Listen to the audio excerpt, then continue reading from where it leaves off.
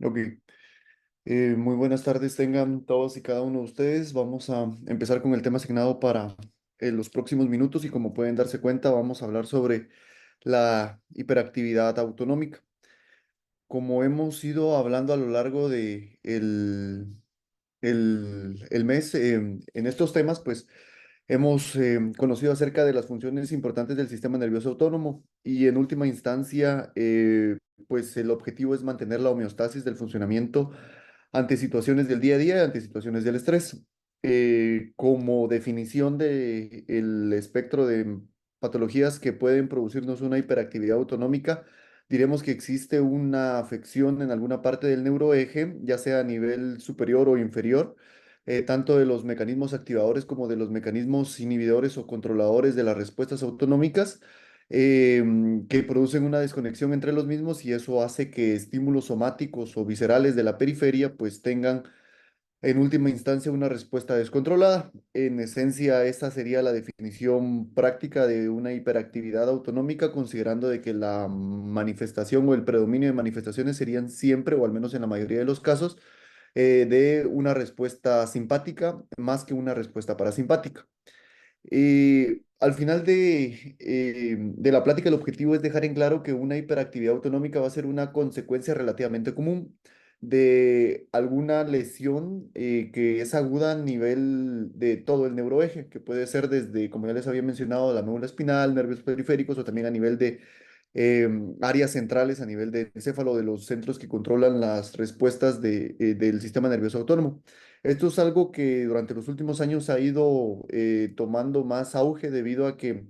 previo a esto se creía que la mayoría de los pacientes que tenían unas respuestas autonómicas alteradas se veían más en contextos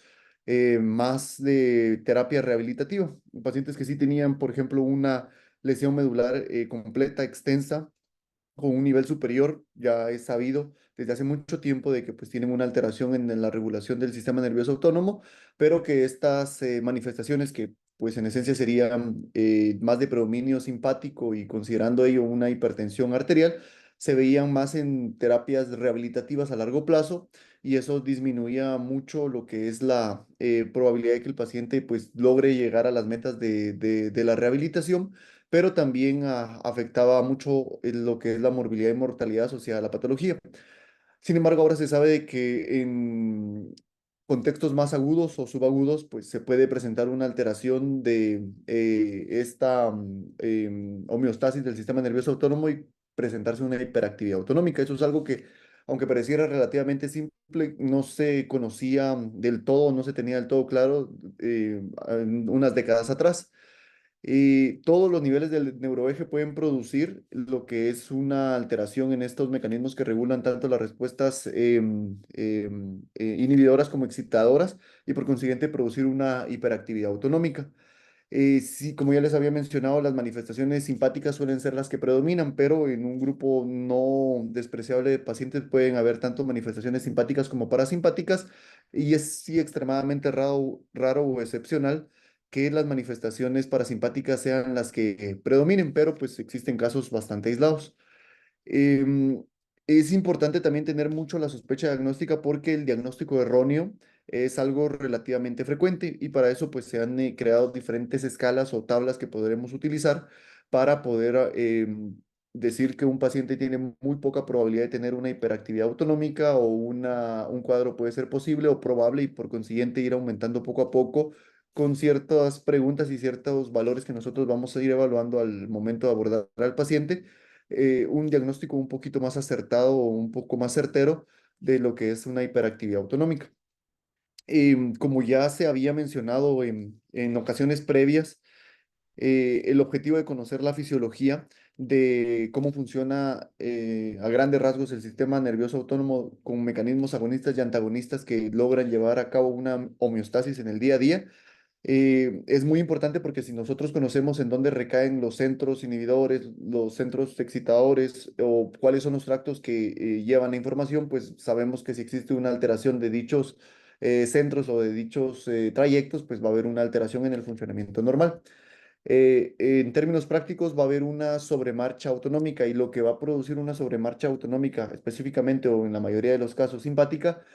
puede ser o una mayor actividad de las vías excitatorias o una lesión que va a afectar las vías inhibitorias descendentes y por consiguiente la actividad normal que se llega a regular o a disminuir hasta cierto punto no se va a disminuir y por consiguiente la respuesta va a ser exagerada, o lo que ocurre en la mayoría de los casos, una combinación de ambas, una mayor actividad de vías excitatorias y una lesión y lesiones que van a afectar las vías inhibitorias. En esta gráfica que les comparto acá, eh, vamos a ver varios niveles desde lo que es el área más rostral, en donde vemos acá, en donde vemos lo que son circuitos, por ejemplo, a nivel del hipotálamo, a nivel de la ínsula y a nivel del núcleo central de la amígdala, que estos, por ejemplo, lesiones que pueden producir un evento vascular cerebral isquémico o algún proceso ocupativo que va a afectar la ínsula o la parte del núcleo central de la amígdala, que van a tener una comunicación directa por medio de haces tanto hacia lo que es el hipotálamo o también haces a nivel de lo que es la parte rostral o medial de lo que es el tronco encefálico y lo que es la médula espinal. Entonces, esto van a estar modulando una respuesta inhibitoria, es decir, van a estar controlando que las respuestas del sistema nervioso autónomo no sean exageradas. Si existe alguna lesión a nivel de estos niveles, esa inhibición de niveles superiores pues se pierde y por consiguiente la respuesta hacia estímulos somáticos o viscerales de la periferia pues va a ser exagerada y en términos prácticos eso se va a manifestar por lo que se conoce como hiperactividad autonómica. ¿Cuáles son las patologías que pueden afectar? Pues como conocemos, pueden ser varias, desde enfermedades traumáticas, enfermedades isquémicas, enfermedades desmielinizantes que puedan llegar a afectar estas áreas específicas y por consiguiente alterar estos circuitos que ya están bien establecidos. De igual forma, no es únicamente a nivel de centros superiores o a nivel encefálico donde se pueden presentar las alteraciones que van a producir una hiperactividad autonómica, como ya habíamos mencionado. Existen partes a nivel del bulbo raquídeo, a nivel de la médula lateral, en su parte ventral, en su porción rostral, en donde vamos a tener centros que van a estar en contacto directo con ciertos núcleos, como por ejemplo de las partes más caudales de la médula oblongada o del bulbo raquídeo, como sería el núcleo del tracto solitario, que van a llevar información de, por ejemplo, la vasculatura a través de los reflejos varoreceptores y por consiguiente, pues modular lo que son las respuestas parasimpáticas con una disminución o un aumento de la frecuencia y de la presión arterial. Cuando existe una lesión a nivel de este nivel, perdón, en la localización de este nivel, o a nivel de lo que son las vías que conectan el núcleo del tracto solitario hacia lo que es la médula lateral ventral en su porción rostral, o de las proyecciones axónicas que llevan la información desde lo que son los varoreceptores hacia lo que es el núcleo del tracto solitario, pues todo este circuito que va a estar modulando una respuesta adecuada de presión arterial y de frecuencia cardíaca se va a ver alterada y por consiguiente la respuesta va a estar descontrolada. Y así podemos ir viendo a diferentes niveles. Por ejemplo, el prototipo de hiperactividad autonómica que se había descrito a lo largo de la literatura o en el donde uno puede encontrar mucha más literatura, es la disreflexia autonómica, que se ha asociado con lesiones completas, generalmente traumáticas, aunque no únicamente traumáticas, sino también pueden ser vasculares, que afectan la totalidad o la mayoría de lo que es la médula, específicamente a nivel de lo que es T5 o niveles superiores. Y por consiguiente va a haber una desconexión entre lo que son los mecanismos inhibitorios que podemos ver acá, que van desde niveles más rostrales, y las respuestas de los estímulos somáticos o viscerales que van a estar por debajo del nivel de la lesión. Entonces, sí, esos mecanismos van a ser, o esos impulsos van a ser detectados y van a ser transmitidos a los niveles superiores, pero como existe una desconexión entre las vías inhibitorias descendentes, entonces la respuesta compensatoria se va a presentar sobre el nivel de la lesión, pero no por debajo del nivel de la lesión. Y entonces eso va a producir de que, por ejemplo, tengamos una hiperactividad simpática por debajo de T5 y por arriba de T5, sí vamos a tener una respuesta compensatoria parasimpática. Y obviamente todo eso está asociado con alteraciones o variabilidades de frecuencia cardíaca, presión arterial, diámetro pupilar, piloerección o alteraciones motoras o alteraciones gastrointestinales o de esfínteres, como vamos a ir viendo más adelante. Esto ya se los había mencionado, entonces a nivel el hipotálamo a nivel del núcleo paraventricular, pues está asociado específicamente con las respuestas que se desencadenan ante un estrés agudo como tal. Y lo que ya les había mencionado de que la médula lateral ventral en su porción rostral, pues está asociada porque tiene un contacto directo con los aferentes de los varorreflejos, lo que es el mantenimiento normal de la presión arterial, tanto a los cambios de bipedestación como a los cambios que pueden existir a lo largo de la vasculatura como tal. Lesiones a nivel de la ínsula y de lo que es el núcleo central de la amígdala pueden alterar los mecanismos inhibitorios descendentes de lo que es el sistema autónomo y por consiguiente producir hiperactividad autonómica. Y también se ha asociado centros inhibitorios a nivel de lo que es la sustancia gris periacueductal, a nivel de lo que es el mesencéfalo, y lesiones a este nivel también pueden alterar lo que es una homeostasis del sistema autónomo y por consiguiente una respuesta normal. ¿Qué patologías pueden producir? Son muchas, pero en esencia sería una hipoxia, como por ejemplo en el contexto de hipoperfusión global cerebral, o en pacientes que tienen paros cardiorrespiratorios prolongados, en isquemias tanto globales como focales, en traumatismos craneoencefálicos graves, en patologías que llevan a un aumento de la presión intracraneal y las lesiones por denervación o incluso las lesiones medulares extensas, específicamente si el nivel es más alto de T5 y si la lesión es completa. Son las patologías que se han asociado más frecuentemente con alteraciones en estos sistemas. Existen características generales y existen características específicas. Vamos a hablar de tres síndromes específicos, de tres patologías específicas en las cuales las alteraciones autonómicas se han descrito, se han asociado e incluso se indican la forma en la cual se tiene que manejar, pero como ustedes se pudieron dar cuenta, existe una amplia gama de patologías que pueden afectar los diferentes niveles que pueden presentarse con hiperactividad autonómica. Entonces, todas esas van a compartir ciertas características clínicas generales. Lo que les había mencionado de la hiperactividad parasimpática, que en la literatura es reportada como muy rara, aunque sí la reportan en un contexto bastante específico, especialmente en convulsiones, cuando hablan acerca de una bradicardia ictal, específicamente en eventos isquémicos que afectan las lesiones insulares o las lesiones temporales mediales. Son las únicas dos patologías en donde es más frecuente o más probable que nosotros encontremos una hiperactividad parasimpática que generalmente se manifestaría como una bradicardia ictal. Existen signos simpáticos y parasimpáticos que grosso modo podríamos ver como antagonistas. Los signos simpáticos, pues obviamente serían la taquicardia, la hipertensión, la midriasis y lo que podemos ver acá, aumento de la secreciones manifestadas por hiperhidrosis, hipertermia, rigidez muscular, taquipnea, hiperreflexia y clonus. Y los signos parasimpáticos técnicamente son compensatorios o intentan llevar una homeostasis de la respuesta simpática, que sería bradicardia, hipotensión, miosis, el enrojecimiento de la piel, aumento de secreciones orales y aumento de secreciones traqueobronquiales. En términos prácticos, nosotros estaríamos ante un paciente que va a tener predominantemente este tipo de respuestas simpáticas, pero también va a haber un grupo importante de pacientes en los cuales podemos tener ambos tipos de respuestas el prototipo de lesión de alteración de la homeostasis del sistema nervioso autónomo es la disreflexia autonómica, en donde por arriba del nivel de la lesión nosotros vamos a tener signos parasimpáticos. Por ejemplo,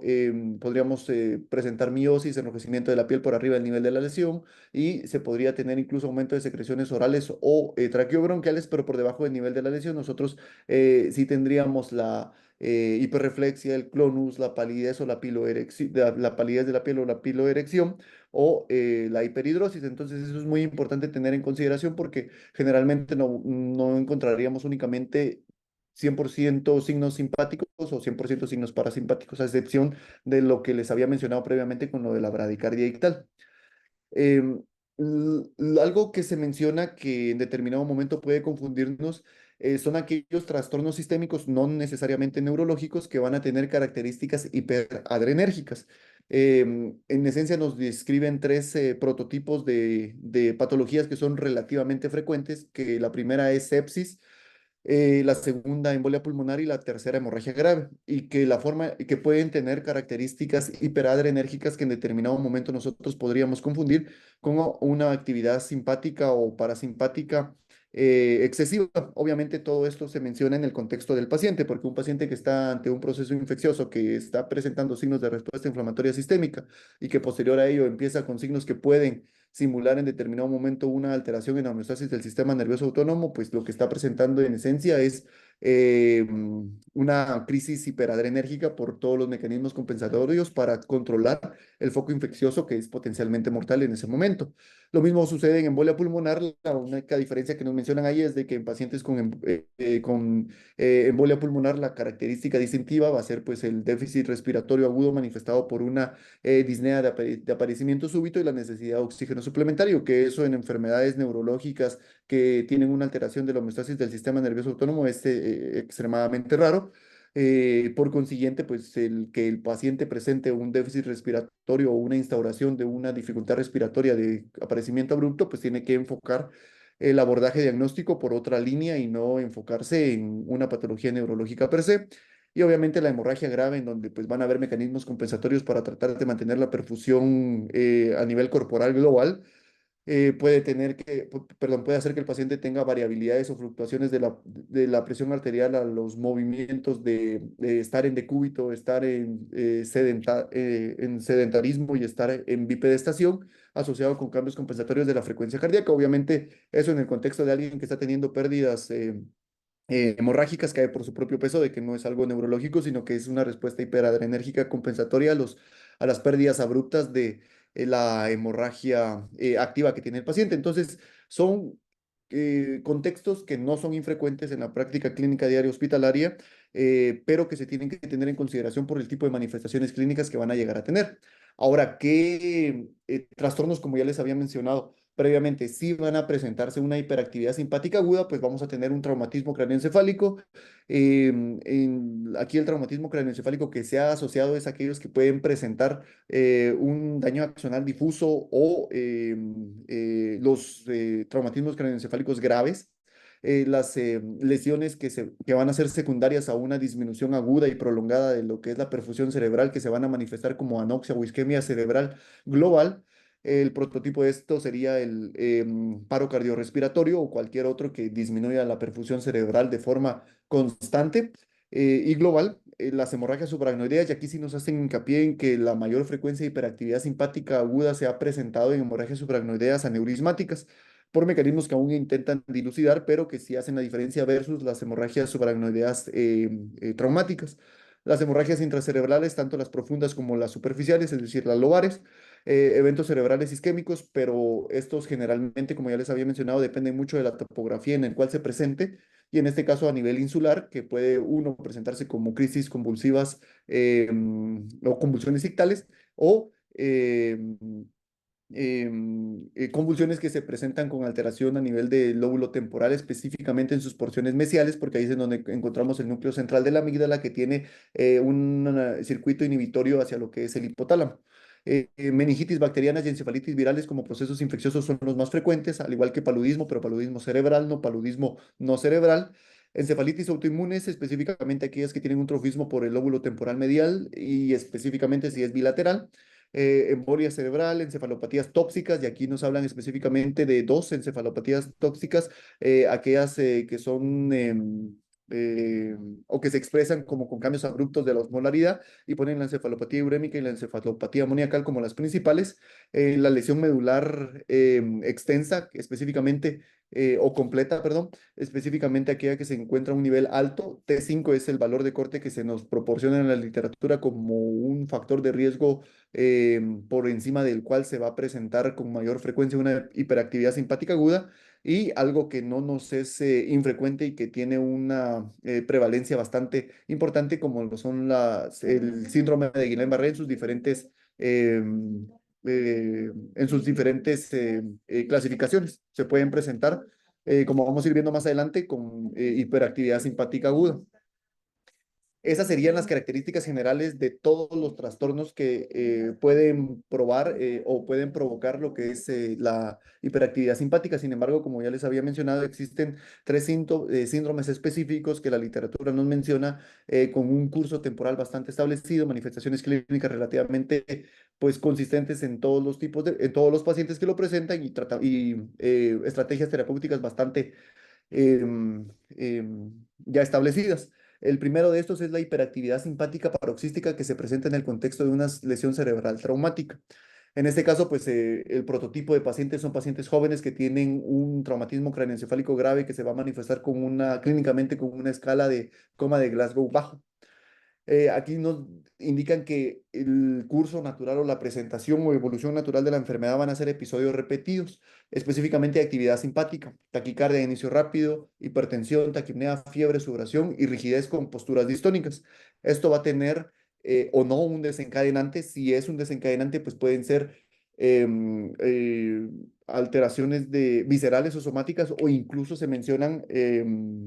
cuidados de enfermería o movilizaciones por parte de enfermería al momento de intentarlo pasar a bipedestación, al momento de pasarlo a decúbito de una forma bastante abrupta. Entonces todo esto puede producir este cuadro repentino que va a tener una duración aproximada de 20 a 30 minutos, que puede en este 20 a 30 minutos tener muchos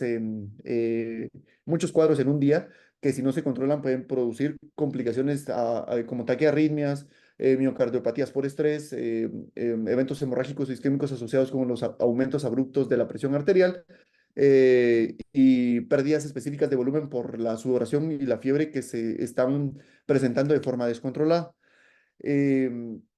Esto puede correlacionarse, como ya les había mencionado, con la gravedad de la lesión axonal difusa. Si esta es mucho mayor, si esta es mucho más amplia, si esta afecta a los centros que están interconectados en la homeostasis o en las excitaciones e inhibiciones de las respuestas autonómicas, pues obviamente las manifestaciones clínicas o la presencia de esta hiperactividad simpática paroxística va a ser mucho más frecuente que si no se afecta o si no tiene una lesión axonal difusa presente. Es algo que se tiene que tener en consideración. Existe una escala que ya les había mencionado que se conoce como la de Clinical Future Scale, que es una escala que ha sido validada y que consta de varios ítems, como son los que nosotros podemos ver acá. Hay hallazgos clínicos y hay hallazgos de posibilidades diagnósticas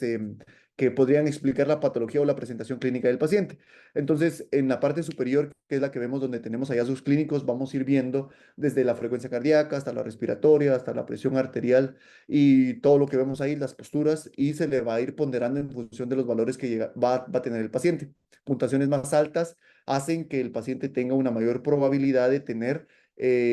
una hiperactividad simpática paroxística en el contexto de una lesión cerebral traumática, porque esta escala sí fue validada o ha sido estudiada en población con trauma craneoencefálico grave. Y entonces, como podemos ver, nosotros vamos a tener puntuaciones que van desde 0 puntos, donde es muy, muy poco probable que el paciente lo tenga, hasta más de 13 puntos, en donde el paciente ya, pues, lo más probable es de que sí esté presentando este tipo de hiperactividad autonómica. Es importante tener en consideración que en el apartado en donde tenemos esta herramienta para ver que si existen o no diagnósticos alternativos, entonces tenemos que ver si, por ejemplo, los episodios eh, ocurren de forma paroxística y son autolimitados, como ya les había mencionado, pueden ocurrir varias veces al día, de 20 a 30 minutos y con todas las características que les había mencionado. Si se presentan arriba de 3 días consecutivos, si se presentan de forma persistente después de 2 semanas después del insulto o la lesión cerebral, si son más de 2 episodios al día, y si existe ausencia de alguna otra causa que pueda explicar la patología, pues entonces se le va a dar al paciente un punto por cada ítem que cumpla, y después se suman tanto los hallazgos clínicos como esos de herramienta para ver si el paciente tiene o no las características compatibles con esta patología, y después se suman los mismos y nos va a dar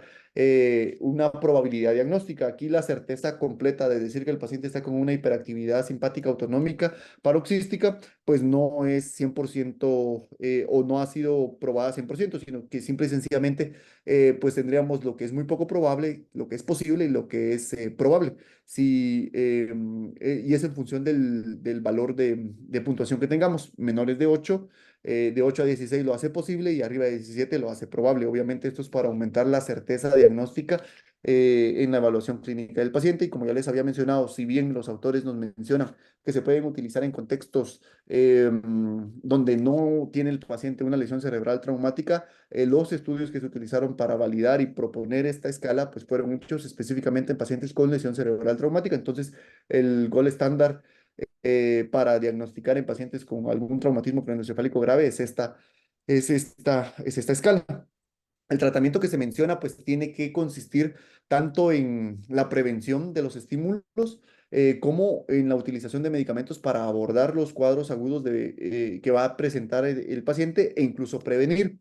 Hay una amplia gama de medicamentos, pero eh, los, la evidencia que lo respalda es muy poca. Incluso se menciona que el único medicamento que ha sido probado en ser el más eficaz para abortar los episodios es el sulfato de morfina. Pero el sulfato de morfina para abortar estos cuadros tiene un nivel de evidencia que se basa en opinión de expertos, un nivel 4, porque no existen estudios que puedan, estudios, ensayos clínicos aleatorizados con poblaciones grandes o metaanálisis que pues hayan probado esta opinión de expertos que la literatura pues pone como estrategias de manejo para este tipo de patologías. Eso para ser por decirlo de alguna forma, abortar ese cuadro. Y también lo que es el gabapentinoide, en este caso la gabapentina, frecuentemente asociado con propranolol o clonidina, han sido pues mencionados en la literatura como útiles para prevenir episodios futuros. Y como ya les había mencionado, lo importante, porque en las próximas diapositivas les voy a mostrar unos cuadros en donde tenemos todos los fármacos que se han asociado con el tratamiento de este tipo de patologías, pues todos tienen un nivel de evidencia en cuatro o basado en opiniones de expertos. Entonces, por eso hay que tomarlo con mucha consideración. Si bien como les había mencionado, la hiperactividad autonómica se va a presentar en etapas agudas o subagudas, cuando antes se creía que era más en periodos rehabilitativos, donde ya el paciente estaba en fase de meseta o de recuperación de la patología, pues esto se puede, en independencia de dónde se presente, que generalmente es una semana o dentro de la primera semana después del insulto traumático, esto se puede extender hasta un año. Esto se ha visto incluso hasta en el 20% de los pacientes y eso va a limitar lo que es la recuperación o el tratamiento rehabilitativo que pueda llegar a tener el paciente por eh, falta de tolerabilidad de la rehabilitación o la presencia de complicaciones como por ejemplo nuevos eventos asociados con los cambios de presión arterial, frecuencia cardíaca, con alteraciones cardíacas per se. Em, lo que les había mencionado es de que esto es específicamente en lesión cerebral traumática, pero como ya habíamos visto en cuadros previos y en diapositivas previas, no únicamente se puede presentar en esto, en una lesión cerebral traumática, sino que existe una amplia gama de patologías cerebrales o del neuroeje que pueden pues, manifestarse. Si bien el medicamento, que en este caso sería el sulfato de morfina o la gabapentina y el propranolol o clonidina, en asociación con la gabapentina son los que se sugieren para lesión cerebral traumática con respuesta autonómica aumentada. En otras patologías en las cuales pues, no hay mucha evidencia de fármacos, pues también se pueden utilizar este tipo de patologías, excepto en los dos síndromes clínicos que les voy a mencionar más adelante. Y como les había dicho, los medicamentos que se han asociado o que se han descrito son estos que vemos acá, perdón, ¿qué serían el sulfato de morfina, el propofol, las benzodiazepinas, la dexmedetomidina, la clonidina, el propranolol, gabapentina, criptina, baclofeno y dantroleno? El único que se ha asociado con una disminución o que se ha sugerido como una posible utilización en abortar los cuadros agudos es el sulfato de morfina. El propofol y las benzodiazepinas, al igual que todos los que vemos por debajo de ellos, se han asociado más para la prevención de, ya sea solos o en combinación, de los cuadros futuros que pueda llegar a tener el paciente. Otro de los síndromes específicos es la disreflexia autonómica o en el contexto de una lesión de la médula espinal. Como ya les había mencionado, pues el paciente puede tener, este tipo de pacientes fue descrito en contextos traumáticos, es decir, en pacientes que tenían una lesión medular en un trauma, en el contexto de un trauma y que tenían una sección o un traumatismo completo a nivel de toda el grosor de la médula y se dieron cuenta que conforme tenían niveles más altos, es decir, de T5 para arriba, pues el paciente tenía la presencia de disreflexia autonómica mucho más frecuentemente, pero también se dieron cuenta de una temporalidad o un curso que intento graficarles en esta línea temporal guiada por esta flecha, en el cual nosotros vemos que lo primero que va a presentar ese paciente específicamente es una hipotensión neurogénica, es decir, un shock neurogénico. Eso es una fase aguda o hiperaguda, por decirlo, dentro de las primeras 24 horas. Después de que resuelve esto, En este contexto, aquí no se va a presentar una disreflexia autonómica, pero esto obviamente lo va a resolver después de que termina o sale del shock neurogénico, después de que se resuelve la hipertensión neurogénica por alteración de las resistencias vasculares periféricas, de etiología neurogénica, valga la redundancia. Entonces, y si la lesión es completa y está en T5 superior, entonces el paciente lo que va a tener son respuestas excesivas a estímulos somáticos o viscerales, es decir, se distiende y esto serían las primeras 24, 48 horas y posterior a esos 72 hasta la primera semana es en donde se va a presentar ya esto, teniendo una lesión completa en T5 o superior, entonces las respuestas excesivas a estímulos somáticos o viscerales van a hacer que se produzca lo que es una disreflexia autonómica. Esto es muy importante tenerlo en consideración porque si lo ponemos en contexto de que, por ejemplo, un paciente viene con una lesión medular completa que va a estar con un nivel de T5 para caudal, obviamente el paciente no va a tener una movilización a voluntad fuera de la cama importante. Tampoco va a tener un control de esfínteres, tampoco va a tener una movilización normal que va a prevenir el desarrollo de úlceras por presión, úlceras por decúbito, y entonces va a estar prácticamente a cargo de los cuidados del personal de enfermería, el familiar o el cuidador. ¿Esto qué quiere decir? Que en determinado momento, pues el paciente puede tener una distensión de la vejiga y esa distensión de la vejiga normalmente tendría que tener una respuesta simpática, una respuesta parasimpática compensatoria, la constricción del músculo detrusor y el acto de emicción per se. Pero en este caso no se tendría ello. Y entonces únicamente esa distensión de la pared vesical pues va a producir una respuesta simpática exagerada por debajo del nivel de la lesión. Y entonces el tratamiento, que vamos a ir entrándonos un poquito en ello, que también se había mencionado en el síndrome previo, en el contexto de lesiones cerebrales traumáticas, iría enfocado en prevenir eso. Número uno, que los manejos o los cuidados de la movilización del paciente sean lo menos bruscos posibles. Número dos, que tenga todas las em, condiciones para evitar que desarrolle lesiones por abrasión a nivel de tejidos blandos de la piel, es decir, que no desarrolle úlceras por presión. Número tres, el manejo adecuado del línea adinámico que puede presentar o de la vejiga neurógena o de la retención urinaria que pueda llegar a tener mediante la utilización de ablandadores de heces, medicamentos que van a mejorar la movilidad o el tránsito gastrointestinal o incluso el sondaje vesical. Entonces, todo eso que se puede presentar dentro de los primeros días, pasados después de los primeros días hasta las primeras semanas, pues es una historia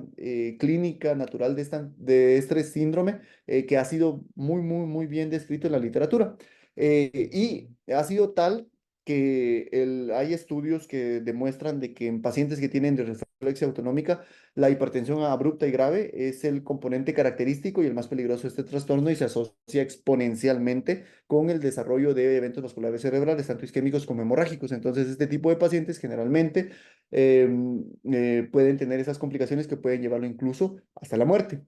Y como ya les había mencionado en la diapositiva previa, el tratamiento pues va a estar enfocado en la disreflexia, perdón, en el prevenir lo que son los posibles desencadenantes, la obstrucción de un catéter vesical si el paciente ya tiene un catéter vesical o la utilización de ablandadores de heces o medicamentos que mejoran el tránsito intestinal para evitar que tenga una impactación fecal. Obviamente existen medidas generales como la colocación en posición vertical cuando el paciente tiene este cuadro, es decir, este episodio, con el objetivo de intentar controlar lo que es la hipertensión mediante la redistribución de los 500 a 800 ml que existe en la circulación esplácnica hacia la circulación de miembros inferiores y por consiguiente pues disminuir lo que es uno de los factores que determinan la presión arterial. La utilización de vasodilatadores directos y de acción corta se prefiere a los de acción larga debido a que como esto es desencadenado por algún estímulo que pues se autolimita y que después de que se termina ese estímulo se termina la respuesta, entonces la utilización excesiva de medicamentos antihipertensivos o perdón, de una vida media larga pues puede ser contraproducente y producir, valga la redundancia, una hipotensión secundaria.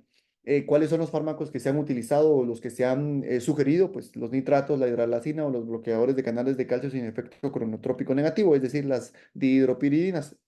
no el verapamilo, no el diltiazem, porque ellos tienen un efecto cronotrópico que puede exacerbar una bradicardia que puede incluso llegar a ser mortal. Y también la prazosina. Son los medicamentos que se sugieren que se podrían utilizar de forma adecuada en este tipo de pacientes. Y para pacientes que tienen una hiperactividad del músculo detrusor, que van a producir una alteración en el vaciamiento de lo que es la vejiga urinaria, pues lo que se ha utilizado es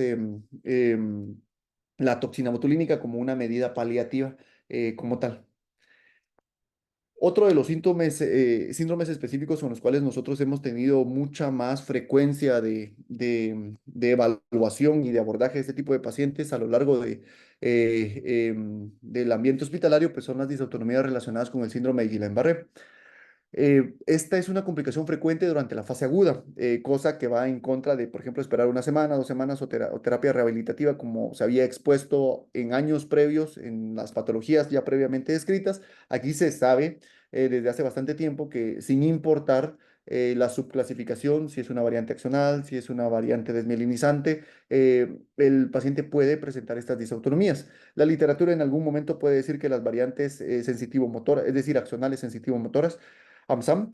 son las más asociadas con las disautonomías. Sin embargo, pues no es consistente esta afirmación en toda la literatura que se pudo revisar para la realización de esta conferencia, pero sí es importante tener en consideración que sin importar cuál sea el subtipo de síndrome de Guillain-Barré, pues las disautonomías pueden estar presentes desde los primeros días de la presentación del cuadro clínico.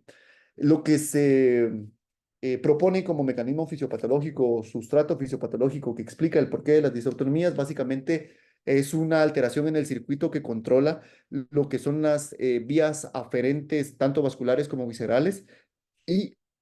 las respuestas mediadas por medio de las fibras autónomas. Obviamente esto cae por su propio peso al conocer que el síndrome de Guillain-Barré es un trastorno de la transmisión del impulso nervioso a nivel del nervio periférico, ya sea por una afección axonal, por una afección desmielinizante o un conjunto de ambas. Entonces, al no estar íntegros esos circuitos, obviamente la presencia de disautonomías puede presentarse de forma bastante frecuente en este tipo de pacientes. Lo que ya les había mencionado, que no está de más pues repetirlo, que tanto en desmielinizantes como axonal se puede presentar, aunque pues pueden indicar que la variante AMSAM es la más relacionada, aunque estadísticamente no hay datos que lo logren sustentar. La hipotensión ortostática va a ser la manifestación más duradera y puede permanecer incluso durante semanas o meses de la resolución de la fase aguda. Como ya conocemos, pues el síndrome de Guillain-Barré al ser monofásico y al entrar en una fase de meseta después del cual pues ya hay una recuperación lenta pero constante, fuera de las fluctuaciones asociadas al tratamiento, fuera de las fluctuaciones asociadas a las diferentes modalidades inmunomoduladoras que se pueden dar, pues el paciente en este caso puede seguir presentando lo que son esta hipotensión ortostática como la manifestación disautonómica más frecuente, que en determinado momento puede limitar mucho la rehabilitación del paciente. Y en este caso sí mencionan que el tratamiento rehabilitativo puede estar limitado por este tipo de contexto. Dentro de las manifestaciones clínicas que puede llegar a tener el paciente las vemos acá en orden de frecuencia. La taquicardia sinusal es junto con la hipertensión lo que se puede presentar. La hipotensión, la bradicardia, la miocardiopatía por estrés, pues también lo que es el líquido adinámico y la retención urinaria es algo a lo que tendríamos que ponerle especial consideración porque cuando se aborda síndrome de Guillain-Barré se menciona que una de las banderas rojas para sospechar en una patología alternativa a las manifestaciones clínicas del paciente es que desde el inicio tenga compromiso de esfínteres. Sin embargo, si la evaluación del paciente se hace pasada las 24 o 48 horas y ya se logra ver lo que es la presencia de una retención urinaria en el contexto de un paciente que sí se había presentado con un curso monofásico y con las manifestaciones clínicas per se del síndrome de Guillain-Barré, pues puede estar en relación a una disautonomía y no necesariamente a un problema eh,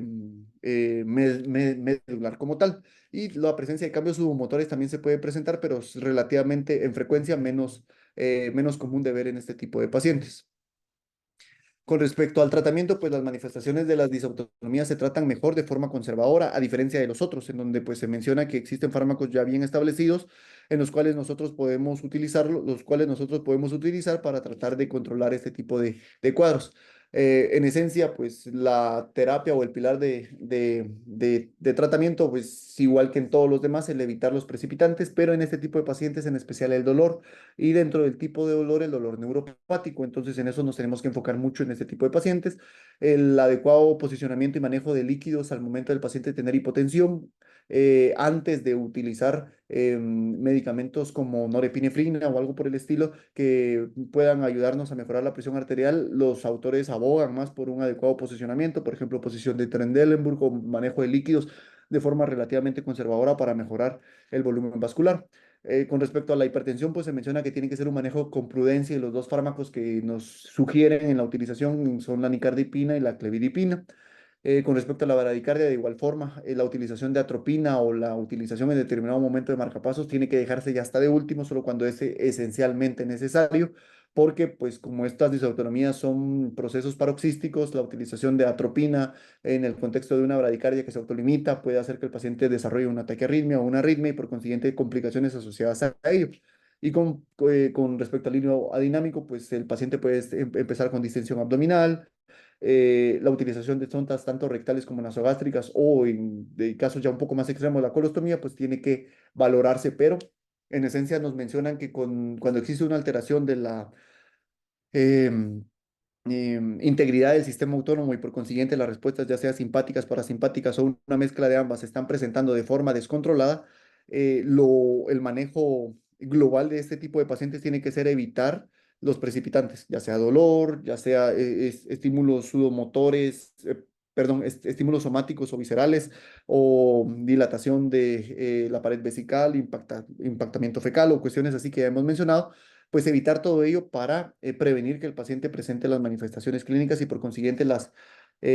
complicaciones asociadas a esta patología. Realmente tendremos dos conclusiones de este tema que es relativamente corto, pero que son muy importantes tener en consideración. La primera es de que la comprensión de los síndromes de hiperactividad autonómica es incompleta, porque si bien se han intentado